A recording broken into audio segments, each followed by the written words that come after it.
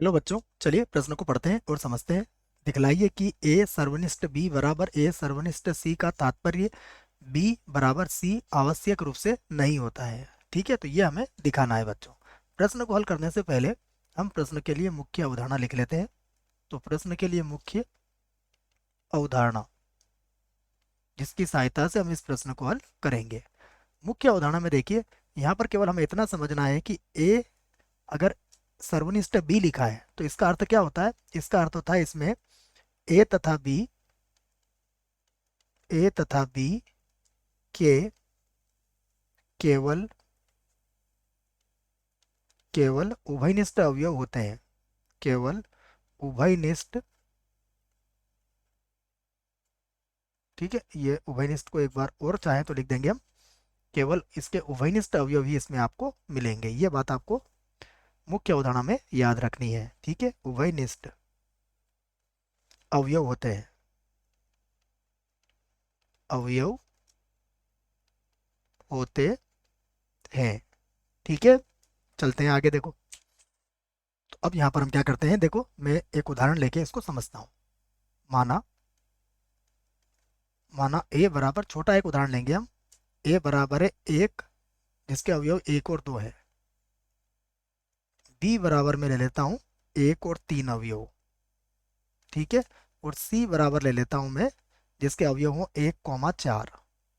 ठीक है, अब आप देखो, यदि मैं यहाँ पर ज्ञात करता हूँ ए सर्वनिष्ठ बी, तो बताइए दोनों में उभयनिष्ठ अवयव क्या है, एक है। तो इसका उत्तर कितना आएगा, एक। तथा यदि मैं ए सर्वनिष्ठ सी निकालूं तो बताइए ए और सी में उभयनिष्ठ क्या है, इसमें भी एक ही है। तो आप कह सकते हो कि यहाँ, आप बोलोगे कि यहाँ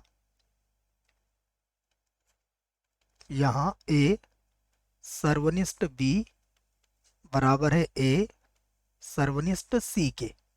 ठीक है, परंतु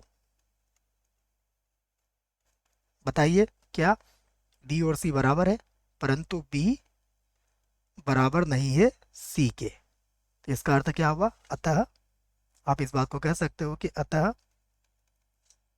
ए सर्वनिष्ठ बी बराबर ए सर्वनिष्ठ सी हो, का तात्पर्य का तात्पर्य बी बराबर सी आवश्यक रूप से, आवश्यक रूप से नहीं होता है, नहीं होता है।